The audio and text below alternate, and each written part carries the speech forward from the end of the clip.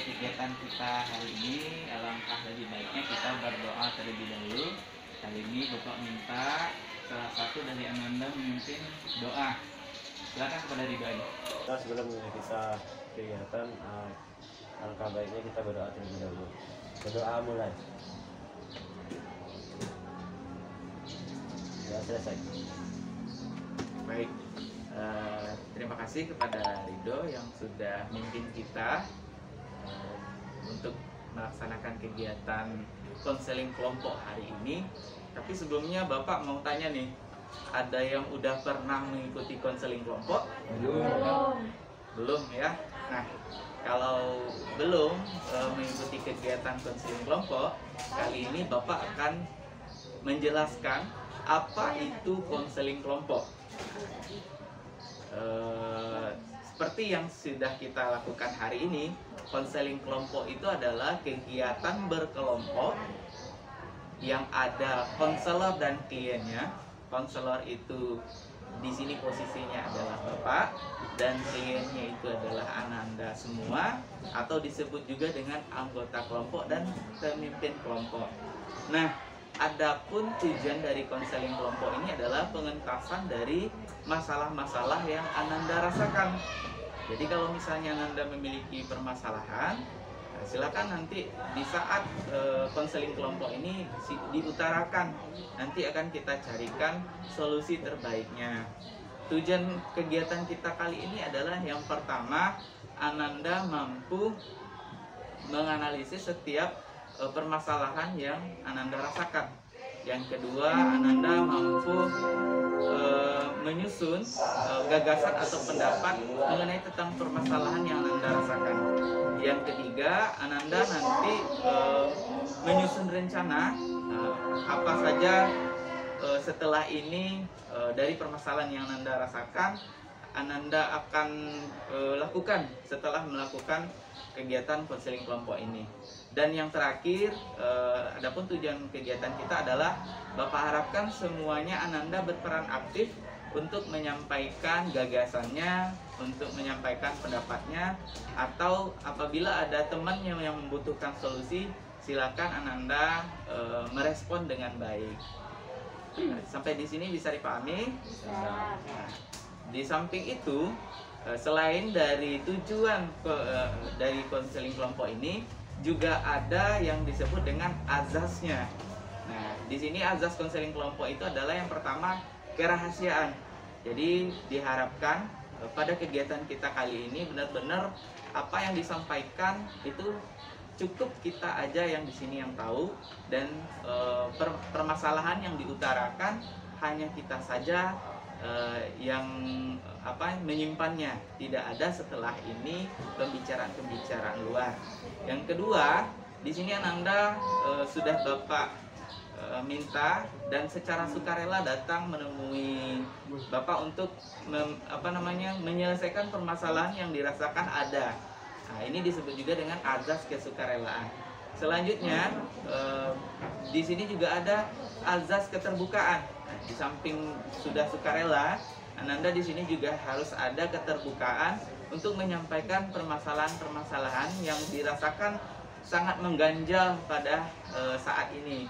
Dan selain itu, untuk berjalannya kegiatan dengan baik, Ananda juga harus memahami azas kenormatifannya, yang mana kegiatan kita ini akan terlaksana apabila Ananda benar berperan sesuai dan mengikuti kegiatan dari awal hingga akhir dengan baik. Selanjutnya, kita alangkah lebih baiknya di sini saling memperkenalkan diri. Tentunya di sini Ananda semua dikumpulkan, pasti ada yang say hi di sekolah, atau ada yang bertemu tapi jarang berkomunikasi. Untuk mengakrabkan suasana, alangkah lebih baiknya kita memperkenalkan diri terlebih dahulu, terutama Bapak mulai dari Bapak sendiri. Perkenalkan, nama Bapak Reski Saputra. Anda semua bisa memanggil dengan nama Bapak, yaitu Pak Reski. Selanjutnya, silakan. Anda. Perkenalkan, nama saya Nabila. Perkenalkan, nama saya Perkenalkan, nama saya Ridho. Perkenalkan nama saya Fir. Perkenalkan nama saya Reski. Oke. Tapi untuk lebih menariknya nih, bagaimana kalau misalnya kita mengakrabkan dirinya itu dengan merangkai nama? Maksudnya seperti ini, Bapak perkenalkan diri dari Bapak.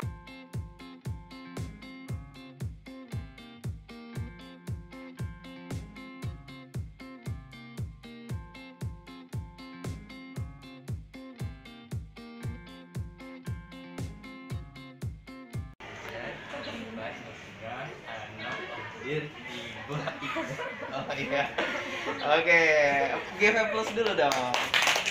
Nah, jadi dari pengakraban nama tadi, Bapak harapnya dalam waktu 40 menit ke depan, Ananda benar-benar mengikuti dengan serius dan mengikuti dengan baik agar nanti kegiatan kita ini sukses hingga akhir. Bisa? Oke. Tapi sebelumnya di sini Bapak juga ada lagi ice breakingnya. Di sini tadi udah fokus merangkai nama. Sekarang Bapak lihat fokusnya dalam mendengarkan dan melihat. Caranya, nih tolong Ananda lihat saat Bapak bilang ini apa? Satu. Kalau ini dua. Apa ini? Tiga. Nah, kita cobakan ya. Ingat? Ini apa? Kalau ini? Apa ini? Kalau ini? Ayo fokus. Ayo fokus lagi. Ayo fokus lagi. Ini apa? Kalau ini? Apa ini? Tiga. Ya. Oke, bagus ya. Ayo fokus. Apa ini? Tiga. Tiga apa satu? Tiga.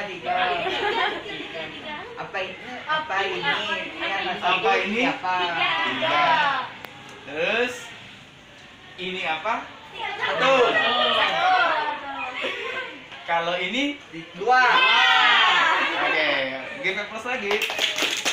Sering melakukan, apakah belajar, apalagi kita belajar daring ini, mana yang lebih sering Anda lakukan, belajar atau hanya menggunakan handphonenya saja?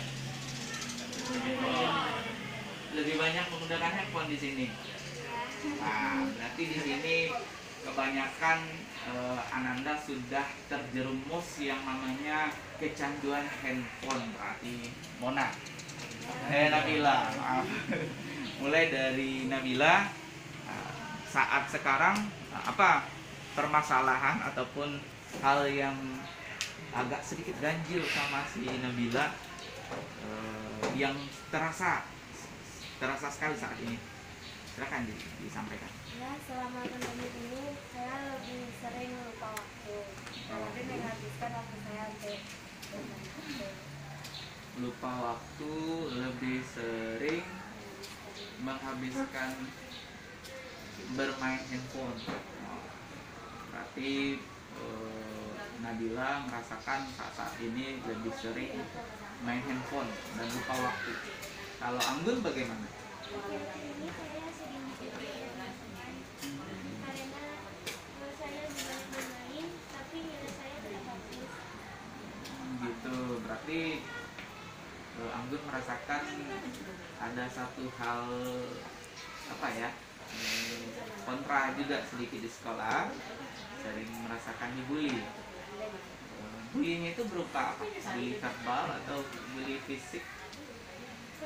Verbal, sering dikata-katai seperti itu.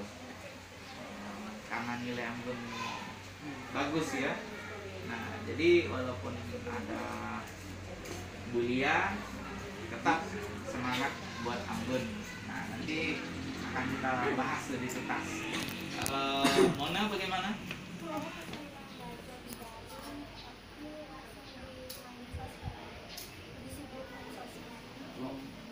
Oh, Mona sekarang sulit belajar daring ya, karena sulit. Terus main sosmed. Wah, semua di sini mengalami lebih sering main handphone ketimbang belajar. Nah, bagaimana karena permasalahannya hampir-hampir mirip nih, bagaimana kalau misalnya kita bahas nih secara tuntas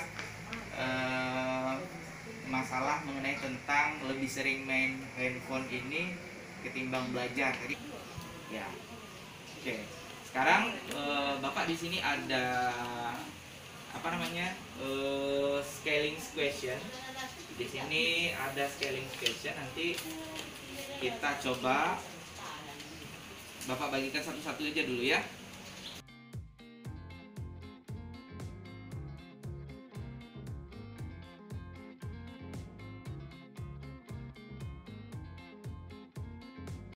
Yang lain bagaimana?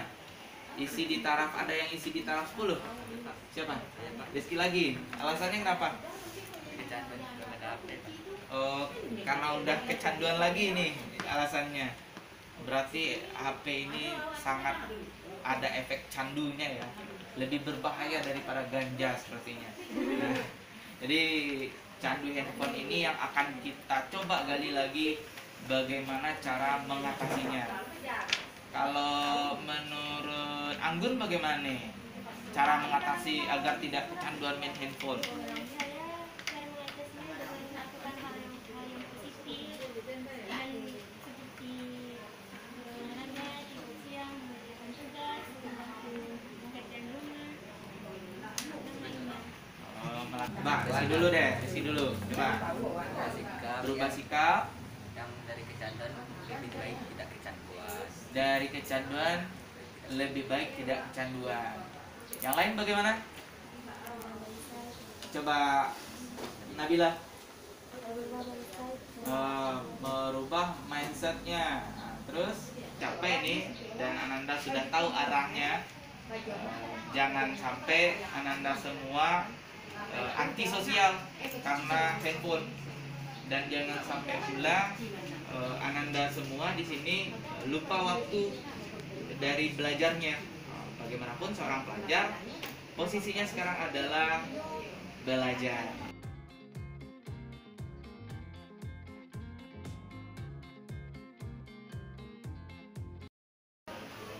Handphone ini kita sebagai pelajar harus pandai mengatur waktu, Sampai mengatur waktu.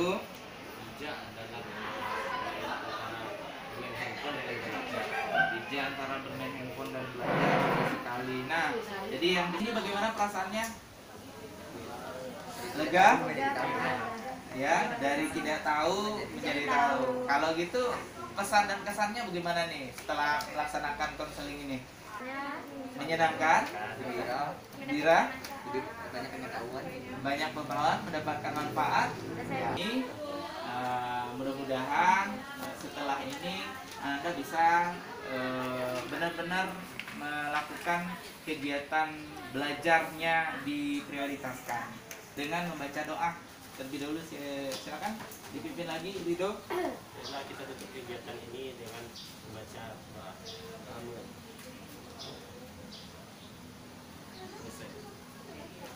Oke, setelah dibacakan doa tadi, semoga Ananda benar-benar mendapatkan manfaat dari kegiatan kita. Banyak dan kekurangannya Bapak mohon maaf. Bapak akhiri, assalamualaikum warahmatullahi wabarakatuh. Waalaikumsalam warahmatullahi wabarakatuh.